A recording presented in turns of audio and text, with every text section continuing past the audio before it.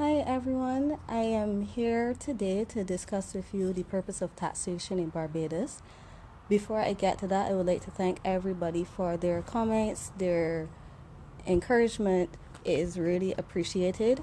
I would like to, however, make it very, very clear that I do not accept donations at all.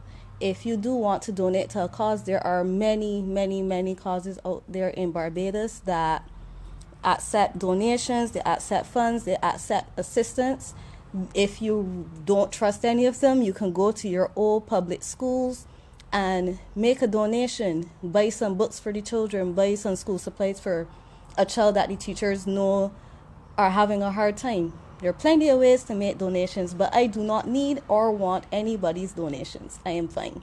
I don't want my name calling in, nothing at all.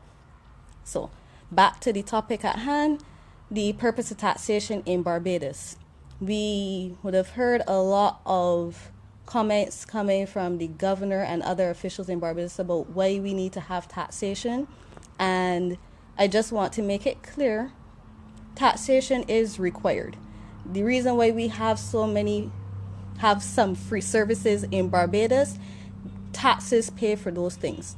You go to the hospital, somebody busts you along, so you head, and you are able to walk in the hospital and get fixed up free of cost. Taxes pay for those kind of things.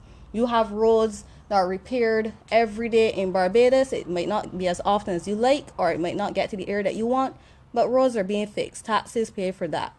There are a lot of things that are paid for with taxes, so to have the impression that taxes are not necessary is erroneous.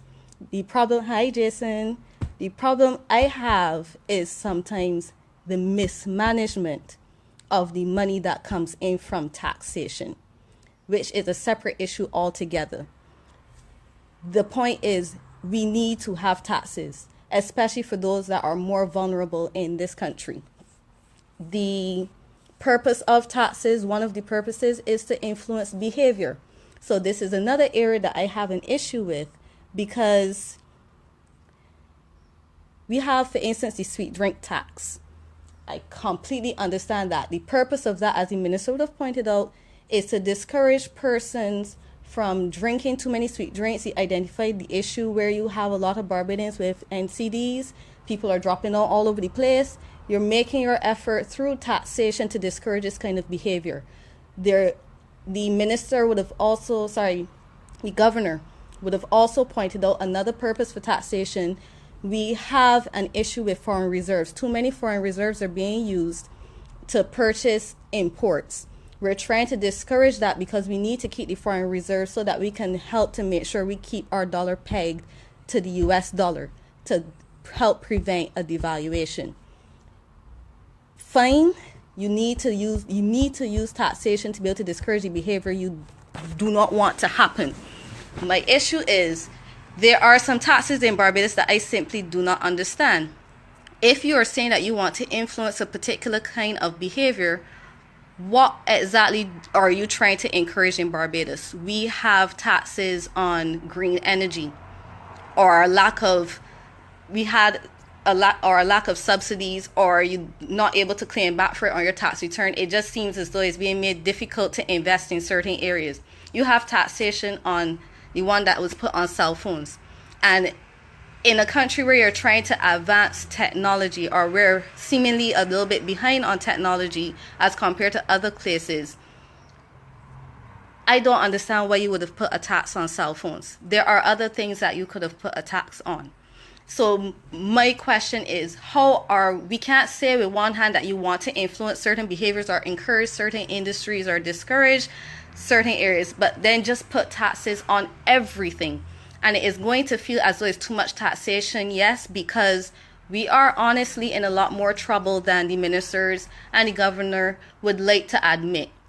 So the easy thing to do is to just keep putting on more taxes on top of taxes. But I read in the papers this week that even the taxes that was put on these sweet drinks, they did not get as much money from that as they even hoped to achieve. And this is the other thing. When we keep having these reports that you put on these new taxes, they're not being as effective as you would like, but your method is to still continue to put on more taxes, what is the long-term strategy to be able to get to where you need to be? How are we going to bring down the debt? How are we going to make sure that we keep up these particular services? How are we going to encourage growth in the industries that need it the most in Barbados? Because the taxation is only going to work for so long. It needs to be done, yes, because we need to discourage certain behaviors. We need to make sure that our foreign reserves are kept intact. That's the policy that the governor wants to have. But bear in mind, almost everything in Barbados is imported. So it isn't fair also to make the comments that it's not going to impact poor people. That makes it seem as though you're a little bit out of touch with what people are suffering and trying to bear through in Barbados. It isn't fair to make those kind of comments, and it comes off as callous, which seems to be the modus operandi right now. People are struggling, people are finding it hard, but there's this attitude as though we can take more without any kind of encouragement or guidance as to how we can get through this and what the long-term strategy is.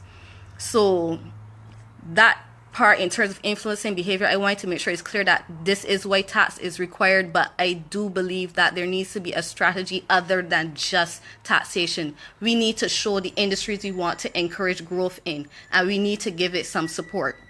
Now, we've also had a lot of ministers in the paper recently talking about this is not their fault, this is not that. I don't understand that either, because at the end of the day, you're in charge of a particular area.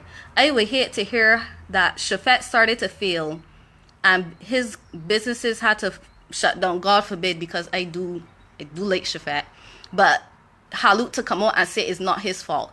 How is it not his fault? He may have had employees who did things to cause his business to fail, but ultimately the responsibility is at him to keep the business going, and it comes over as very immature to see these big hardback ministers in the paper talking about this ain't my fault and that ain't my fault, and you are in charge of these ministries. Grow up. Take responsibility. Come out to the public and admit that this is something or area where your ministry has fallen down in, but if we all work together, we will get it done. Thanks, Nicholas. If we work together and we have the attitude that it is something that is a partnership that everybody needs to come in together to fix, I think you would get a much better response than this it ain't me puppet behavior. And I will call it out for what it is. It is stupid, it's ridiculous. It's been too long for you to continue blaming BLP. So now you've turned to just saying it isn't my fault altogether. Take some responsibility and turn to the people of Barbados and let us get a strategy for us to together. Everybody has a part to play. So this is not the time to be running away from responsibility. This is the time for us to be getting together and figuring out how we can make it better. Us personally, we do need to improve things as individuals. We keep pointing fingers at everybody else, and this is not to excuse the persons in charge. This is us also taking responsibility for where we can help to improve. We have to make sure that productivity in Barbados is improved. We have to make sure that the ease of doing business in Barbados, because the ministers at the end of the day cannot make business in Barbados get any easier. We have lawyers, we have doctors, we have all sorts of persons who are involved in businesses, and they're the ones at the end of the day who have to find ways to make sure that the processes in Barbados improve. Simple, but it starts from the top. It's not happening at the top, and they're not taking responsibility, so we have to get the onus on ourselves to help make things better. It just has to happen and has to start with us, because if we keep sitting down waiting on them to start taking responsibility, we might be sitting down waiting a very long time. There's no way that we should have fallen in the ease of doing business index. Either people are bypassing us. We have so much access to technology. We have so many intelligent Barbadians. Why are we falling? It really, really puzzles me. So just again to emphasize, we do need taxes, but we need a clearer strategy in terms of what our plan is to help the economy to grow. Because you cannot just tax people take away their disposable income, have people afraid to spend, and then wonder why Barbados isn't growing. Yes, you may protect your foreign reserves. Yes, you may bring in some income, but you will not, in my opinion, get the economy to grow in any favorable shape, form, or fashion. You might get small bits of growth, but nothing to shout about, and we've really fallen behind. So that is what I would like to see happen. I would like to see that plan in place. I would like for people to be asking, what is the plan?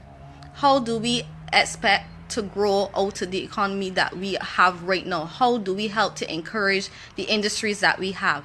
So thank you guys for listening. I hope that you enjoy. I hope you share the video and have your friends asking the questions. And thank you, Frank. Thank you, Mike. Thank you for sharing. Thank you for liking the videos. And just drop any other topics that you would like us to discuss. Get in on the conversation. Have these conversations with your peers. Have these conversations with your ministers when they come around asking for your votes. So everybody just have a great day.